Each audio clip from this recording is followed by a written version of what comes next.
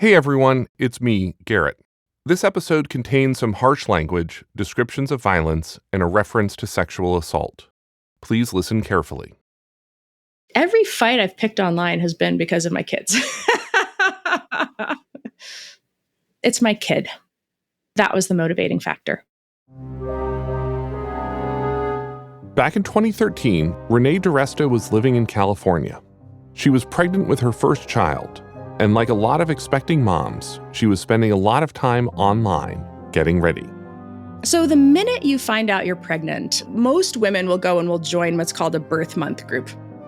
Join this group and everybody's due at the same time, 9 months out. And you go through the entire experience of pregnancy with these people, most of whom are anonymous.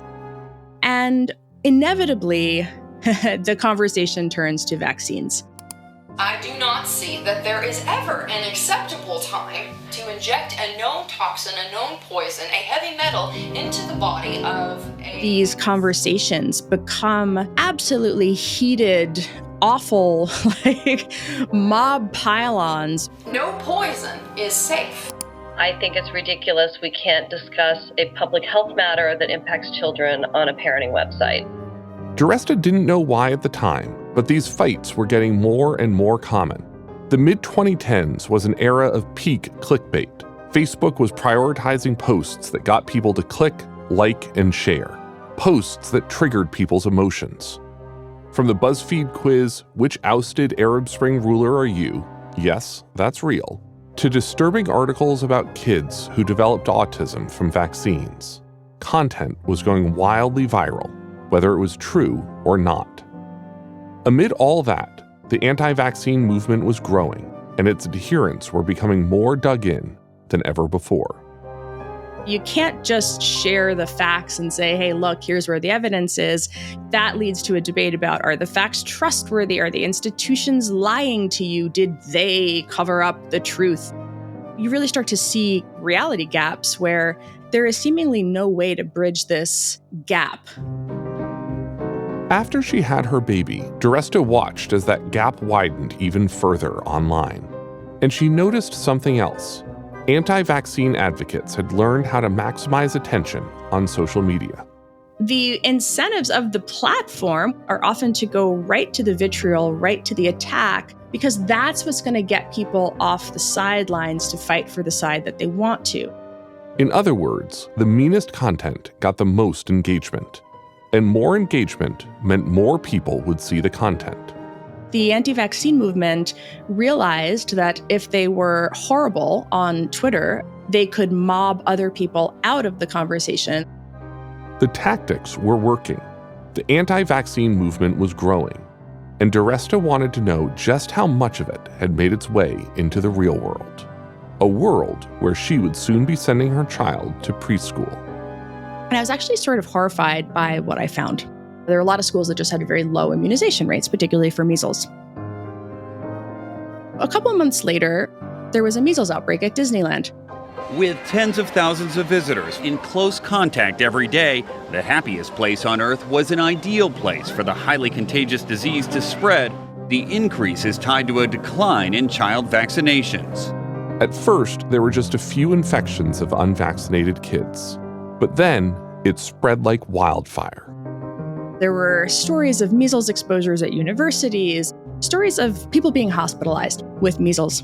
Health officials now say 26 cases in 4 states. Measles outbreak now at 59 cases has spread to Colorado, Washington, Utah, and now Mexico.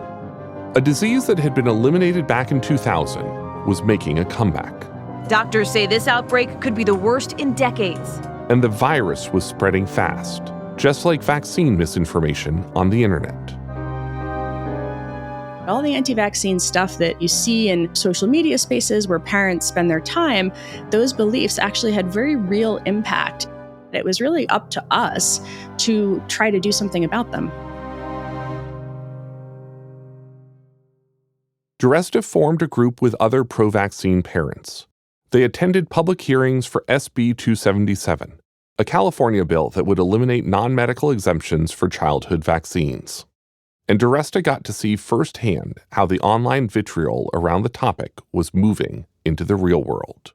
humankind got exposed to disease, and thanks to sanitation and nutrition. Please, name and position only. Thank you. One last thing. Do no harm has been replaced by greed. Thank you. The room was almost overwhelmingly anti-vaccine. And if you pass this bill, we will continue imprecatory prayer against each member of this chamber. And if you don't know what imprecatory prayer is, you need to study it. Thank you. Online and in the real world, the loudest and angriest voices were getting the most attention. And as she took her turn to speak, Dresta knew she had to fight fire with fire. What I really want to hammer home is that I am a mom and I have a choice. And as a member of society who stands up here in front of you and says, I vaccinate my goddamn baby, it's to keep all of us safe. It's for community and unity. And that is what SB 277 is about. Once you put yourself out there and participated in this conversation even a little bit, you were quite viciously attacked. People started making YouTube videos about me, medical fascist Renee DiResta. And at one point, they took pictures of us on the street. Why is the cost of participating in a debate people making videos of you and taking pictures of your kids? People from around the state packing the Capitol to make their voices heard on a controversial bill that hits close to home for a lot of parents.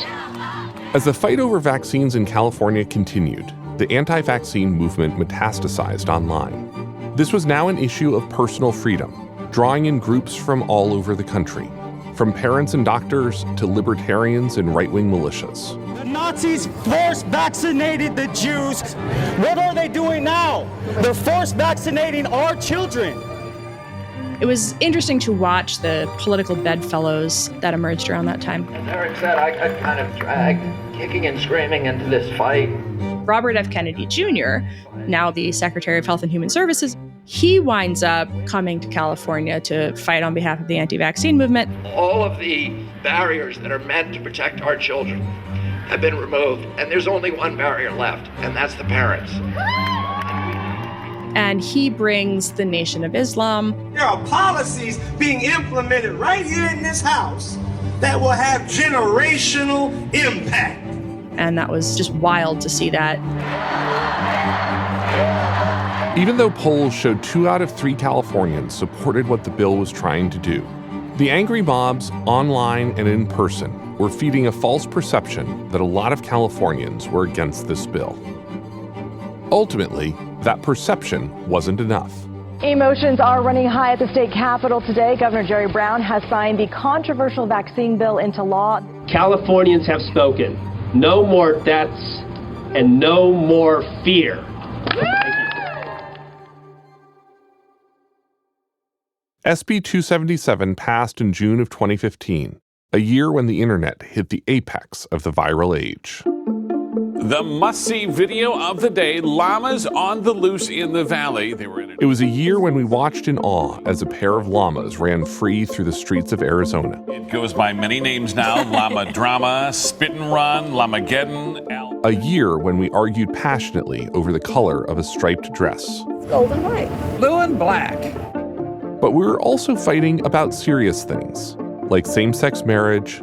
Gay marriage supporters and opponents strain to have their voices heard. Back up.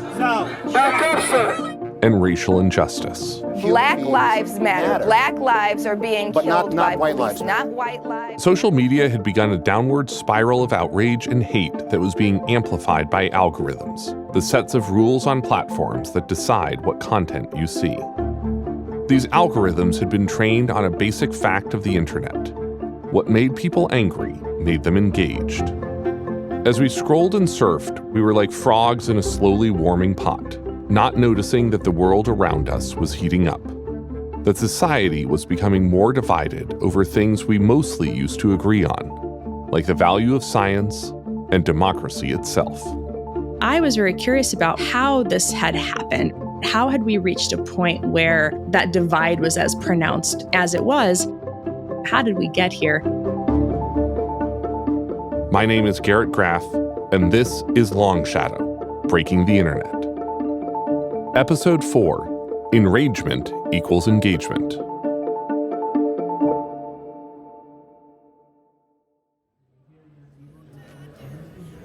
I want to take you back, before the llamas and the dress, before the Arab Spring and the election of Barack Obama, before people really used the word viral to describe anything but disease. It's September 5th, 2006, in a dorm room on the Northwestern University campus. Ben Parr, a junior, is clicking around on this relatively new site called Facebook. In college in 2004, you could get a Facebook, like a yearbook, where you would like have everyone's face and you could see who they were. This was the online version of that. But you could also post on people's walls. Hey, we're going to go and hang out. Nice seeing you yesterday. Here's a funny thing. Maybe you met someone and you were like, oh, I have a little bit of crush on them. And you go and like stalk them a little bit. To see what your friends are doing, you usually have to navigate to their individual profiles. But today, that's about to change. And so is the entire online world. I remember waking up and seeing that they had just launched this thing called Newsfeed. Suddenly, right there on the Facebook homepage, there was a cascading stock ticker of everything Ben's friends and acquaintances were doing. It was just a stream of consciousness. This person is in a relationship. This person added a new friend. It was everything. And some of what was now being shared was pretty personal. I saw that a friend had broken up with their girlfriend. And I was like, why do I need to know that? What are people seeing about me that I've updated? Do I have any control over that? And I went on the internet and people tended to agree like, I don't like this new feature. I decided to make a Facebook group for it called Students Against Facebook Newsfeed. Parr didn't know that when Facebook implemented the newsfeed, it used an algorithm to prioritize the content people would see there. Things your friends were engaging with were more likely to show up in your feed. And that day, what people were really engaged with was hating the newsfeed. Somewhere around noon that day, I got a phone call from a friend being, Ben, have you looked at Facebook? I'm like, no. What's going on? He's like, there's 10,000 people in your Facebook group. I'm like, what? Students Against Facebook Newsfeed quickly became the first thing to ever go viral on the newsfeed. Facebook's own invention had turned against them a little bit. The more people joined the group, the more the group spread to other feeds. Things had gone viral on the internet before, but never quite like this. There was like a whole bunch of people around my very small dorm room looking at the computer, watching as it went to 100,000 people joining the group by the end of that first day. By the end of that week, it was 750,000 people. It was about 10% of all of Facebook had joined the group. Parr became sort of an overnight online celebrity, the kind we would see catapulted to fame again and again in the viral era. I got 4,000 friend requests. I remember I had a picture of like a cat in my profile photo. People loved the fact that I had me in like this cat. People were straight up proposing to me as a result of me making a Facebook group and having a cat in my Facebook profile. And that was literally probably the only two reasons. Most of that week was just like, what the hell is happening? This is awesome. Has my entire life completely changed on campus? Am I a celebrity here forever? Answer's no, like people knew, but it was not, oh my God, I'm Meghan Markle now or something like that. That Friday of that week, Mark Zuckerberg announced on the blog that they got it wrong and that they were going to add these privacy measures we had asked for. That was kind of the turning point of, okay, hey, we have won. Within a week, Mark Zuckerberg issued an apology for not including privacy controls in the newsfeed rollout. But the genie was out of the bottle, because amid all the outrage about the newsfeed, Facebook users were more engaged on the platform than ever before, and they were spending more time on it than ever before. But it wasn't only your Facebook friends who could see what you did on the site. Now, through a simple algorithm, Facebook was using your every move to order what you saw on the newsfeed. If you clicked on a picture of a dog, it would show you more dog pictures. It was a change that would have profound implications for the internet and the future of the entire world. Facebook was controlling what you saw. Click after click, year after year, Facebook's algorithm learned from its users and became more sophisticated. In 2009, Facebook debuted something they called the like button, a single-click reaction that allowed users to program what they would want to see more of on the site. And with every like, the algorithm was learning more about who we were and what we wanted to see. Facebook was actually able to conduct this fascinating kind of massive experiment on what the human psyche is and what keeps us interested. This is Shira Frankel. She's a reporter for the New York Times who's written a lot about Facebook. Frankel says that in the early days of the algorithm, users provided Facebook with a massive data set, a codex of human desire. And it was pretty early on that Facebook was able to figure out, actually, people want to be titillated. Is this real life? Yeah, this is real life. People want to see things that they find controversial. Yo, Taylor, I'm really happy for you. I'm gonna let you finish. But Beyonce had one of the best videos of all time. People want to see things that essentially inspire emotion, whether that emotion is good or bad. You may find the video disturbing to watch and may want to turn away. And so if we show them those kinds of posts on the newsfeed, that's going to keep them there. That's going to keep them scrolling. That's going to keep them interested. It also gave Facebook the ability to gather a lot of data on you. It could see how long you stayed on a particular post. If you commented on it, that showed that that post was even more interesting. It didn't weigh up whether you were commenting on something to say, I hate this and it's awful and it depresses me. It just saw engagement as net positive. The newsfeed was becoming a critical answer to a major problem that Facebook and other social media companies had in the late 2000s. How are these free websites going to make money? There's an old adage, if something is free to use, you are the product. By 2012, Facebook had a captive audience of about 1 billion active monthly users, addicted to the scintillating content hitting the tops of their feeds. Now, attention was currency. Facebook could use all that data about what you liked and disliked to advertise things you might buy. That was a revolutionary marketing idea worth a ton of money. On this special day, I just want to say to all the people out there who use Facebook and our products, thank you. On May 18th, 2012, Facebook was set to go public at a $104 billion valuation, the largest ever for a newly listed company. In front of Facebook headquarters, Mark Zuckerberg rang the Nasdaq's opening bell. So let's do this. In 2013, Facebook made almost $7 billion in ad revenue. The next year, it made over $11 billion. Soon, many other social media companies followed Facebook's newsfeed model. The internet was all about engagement, no matter the cost. Near the mid-2010s, there were entire companies like Viral Nova, Upworthy, and BuzzFeed built on maximizing viral content. 672. Oh, God. Okay. One day, 2 BuzzFeed employees started putting rubber bands around a watermelon to see how much pressure it would take before it burst. 679. 800,000 viewers tuned in as the drama unfolded. In the moment, the age of virality felt really cool. It felt fun. It felt exciting. It felt like, okay, we are in a new frontier. Ben Parr hated newsfeed when it first came out. But by 2013, he was a journalist covering an exciting golden age of viral content. We saw it as a tool for positive change. Like, obviously, if you're going viral for silly stuff, eventually go viral for very serious stuff. I remember the Arab Spring. People were using social media to coordinate protests and free themselves from oppression. The algorithm would prove to be a double-edged sword. Because it harnessed online emotion, it was an effective tool for political organizing. Facebook groups for Egyptian revolutionaries, for example, could grow to massive numbers virtually overnight.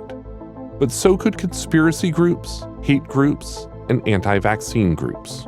If you have a tool that people could use, eventually bad actors that want you to have a specific opinion figure out ways to go and use it.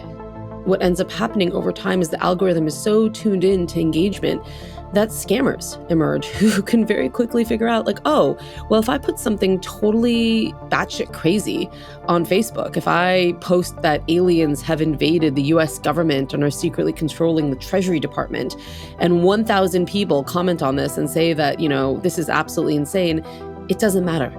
As long as you got engagement, you were going to be at the top of the newsfeed and people were going to see you. Some engineers in Facebook raised the alarms fairly early on in 2015 even. Engineers were in internal meetings with executives saying, I open my newsfeed and I just see one false news story after another. I see total nonsense from websites I don't recognize. We find this concerning. But ultimately, the company executives continue this business as usual policy that they've had in place for a long time, and their business is good. These companies learned that content that enraged you was solid gold, that controversial posts would hold your attention longer. They knew that the things you hated to see were the very things that drew your eye. In 2016, Facebook rolled out more reactions to go along with the like. In the math of its algorithm, the angry emoji would be worth 5 times the thumbs up. Whatever spurred emotion would trend, whether it had any societal value or not.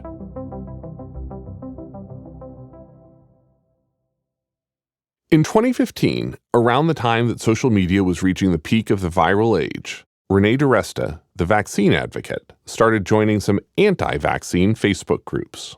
I didn't want to engage. I didn't want to debate. I just wanted to see what were people saying.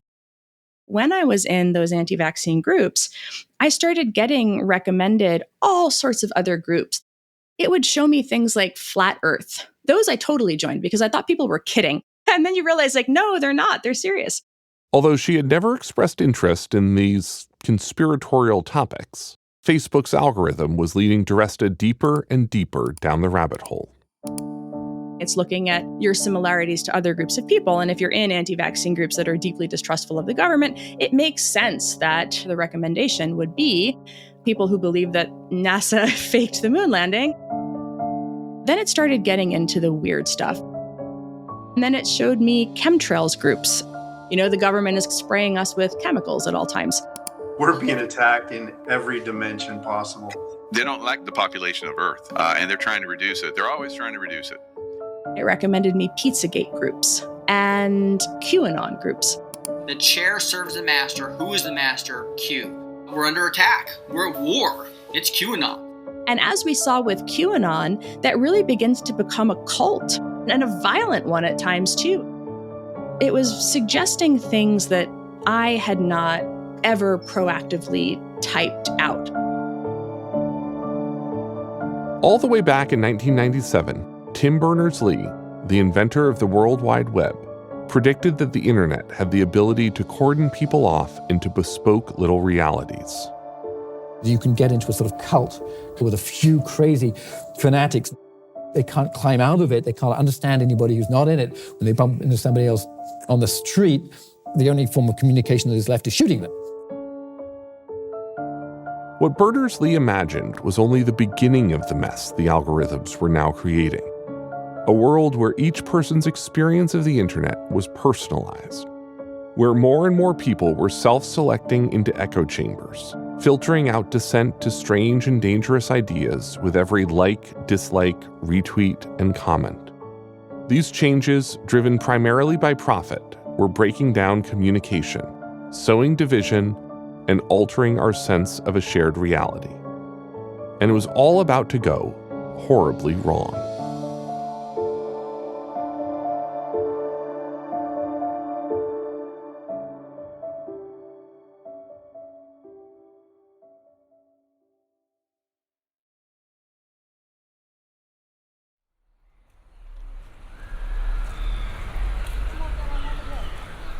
I went to Myanmar to do a story about how it looks in a country when they first get the internet.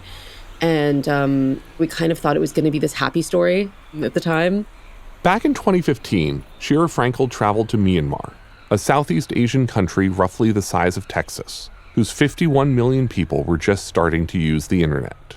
And something like 20% of the country had come online in the first year alone. And That's so fascinating. Like maybe something amazing is happening there that we can report on. I arrive only to discover that something's gone horribly amiss. The worst case scenario of what can happen on social media played out in Myanmar. Myanmar had been under a military dictatorship since the 60s, but now it had a civilian government. Widespread internet access was finally being implemented, and Frankel took to the streets of Yangon, the country's largest city, to talk to people who were logging on for the first time. So when I say the country was getting online, I mean they were getting online via cell phones. And they were literally walking into these stores, getting these refurbished smartphones, and coming online. I stood outside of a cell phone shop on my first day there, watching people go in and out until I found a young woman that was willing to let me kind of trail her getting a cell phone for the first time. The internet isn't just the internet in Myanmar. The internet is Facebook. All these cell phones that had been spread in the country had been preloaded with Facebook. And she's starting a Facebook page for the first time, and she's so excited. I ask her, like, what are you going to do with it? And she goes, well, I'm just going to talk to my friends and family. This is so exciting. It's such an easy way to connect to my friends and family. And then I sort of followed her over the course of the next couple weeks and kept in touch with her as she kind of descended into the madness that is social media. Initially, her experience is really positive. She loves emojis. She's like sending tons of emojis, and she gets to find old friends of hers and share photos with each other, people she went to school with. And she just thought Facebook was this magical point of connection. It's not until a few weeks pass that suddenly things start to creep in. There's a creepy guy from Thailand who's messaging her.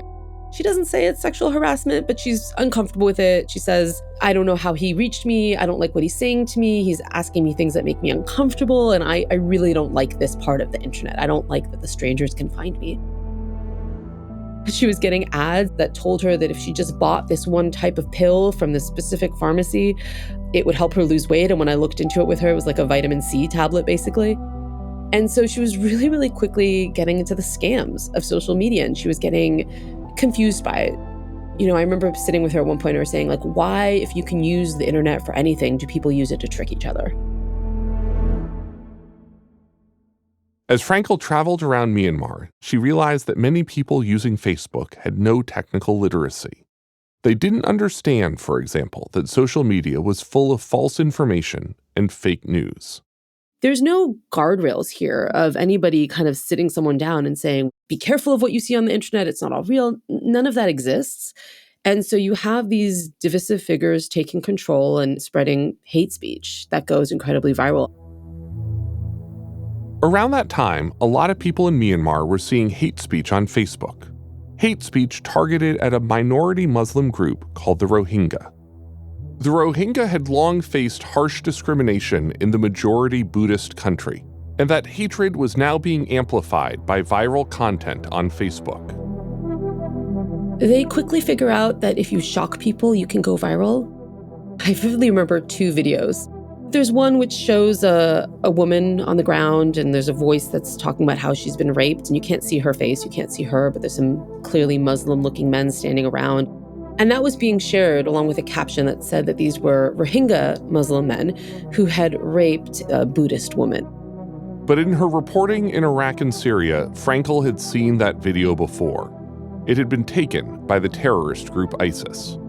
It was being repurposed and repackaged to create outrage among the population in Myanmar, and it was working. They were convinced it was happening in their countries because that's what the caption said.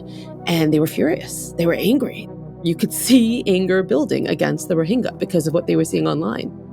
And when I asked them whether or not it was real, they would say, well, of course it is. Why would it not be real if it was on this site? This is an American company. Of course it's real.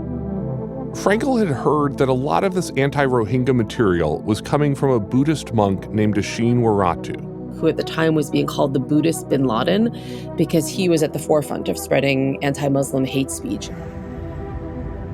I was with a translator. I had mentioned to him I'd heard of this Burmese monk and that I wanted to meet him, but he hadn't been answering our phone calls. And we were driving down a road near the airport in Myanmar to go to a meeting. And the translator I was with suddenly said, "Oh my God, it's that guy." We pulled over the car on the side of the road, and my translator jumped out and started asking him questions. He was so surprised to bump into us on this road that he seemed pretty at ease and happy to answer our questions.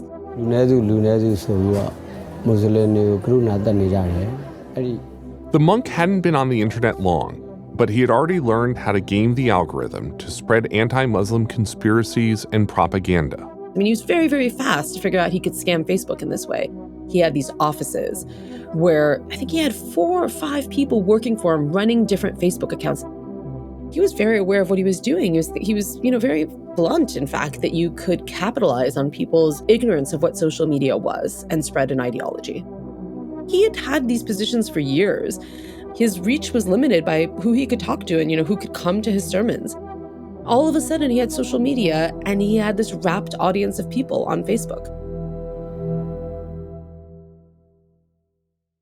Frankel went home and filed her story about how fake news was running rampant in Myanmar, how it was only a matter of time before the heat of the rhetoric on Facebook would boil over into real-world violence.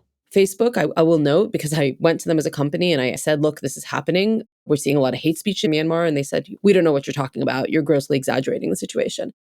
And we went back and forth over the course of, quite a few weeks of me giving them examples and saying, people on the ground are saying that this is causing damage. There are increasingly attacks on the Rohingya. Villages are being set aflame. Muslim men are being attacked. And Facebook kept pushing back and saying, how can you blame us for it? As we now know, due to investigations by the UN and a number of other international bodies, what happened over the next few years was a genocide. The desperate last dash to sanctuary, entire families leaving torched homes and death behind. In 2016, the Burmese government, with the help of extremist monks like the one Frankel had met, began an ethnic cleansing. Myanmar has for years been unfriendly to the Rohingya, but the explosion of violence comes from Myanmar soldiers doing what they say are clearance operations against, quote, extremist terrorists, who they blame for attacking other ethnicities. Rohingya villages were burned to the ground. Women were gang raped. Children were burned alive. Over the next 2 years, more than 25,000 Rohingya were killed. It was an unmitigated atrocity, forcing hundreds of thousands of Rohingya to flee Myanmar. Facebook's corporate culture from day one was move fast and break things. Facebook has been repeatedly named as playing a role in that genocide. Facebook had let hate speech and misinformation run wild in Myanmar, in part because when all this started, it didn't really have anyone policing it. A Reuters investigation found that in 2015, there were only 2 content moderators at the company who could speak Burmese. Investigations by the United Nations and Amnesty International confirmed that Facebook's algorithms had played a pivotal role in fueling the storm of hatred. A UN investigator said, Facebook has now turned into a beast. It had only been 7 years since the euphoria of the Arab Spring.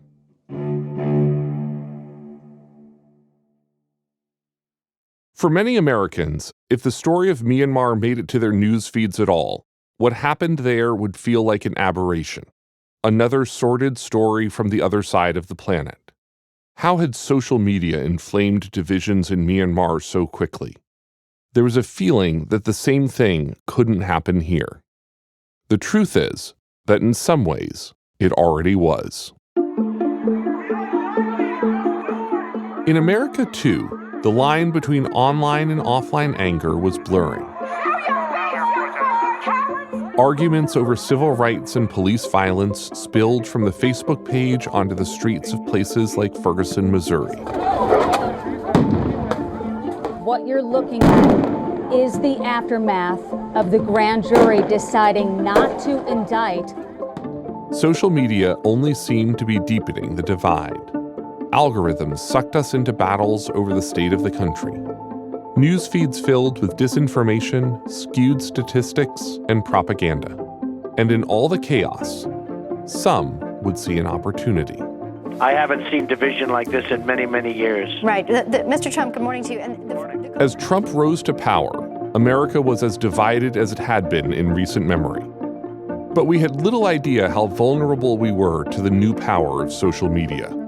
That while we fought with each other, our adversaries overseas were using the internet to fan the flames. Conspirators want to promote discord in the United States and undermine public confidence in democracy. We must not allow them to succeed.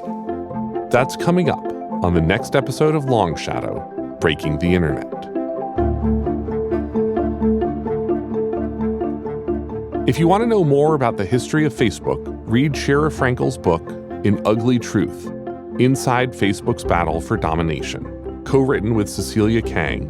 And if you want to learn more about the influence of social media algorithms and what Renee DiResta has learned over years of studying misinformation and disinformation, read her book, Invisible Rulers, The People Who Turn Lies into Reality.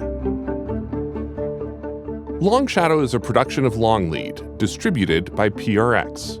The show is produced and co-written by Ryan Swikert. John Patrick Pullen is our story editor and executive producer. Emily Barone is Longlead's managing editor. Kevin Shepard and Ula Kulpa served as associate producers. Additional editorial support by Ula Kulpa. Audience development by Jensen Rubenstein. Fact-checking by Will DeGravio. Claire Mullen did the mix. Sound design by Claire Mullen and Ryan Swikert. John Singh handles publicity for Longlead.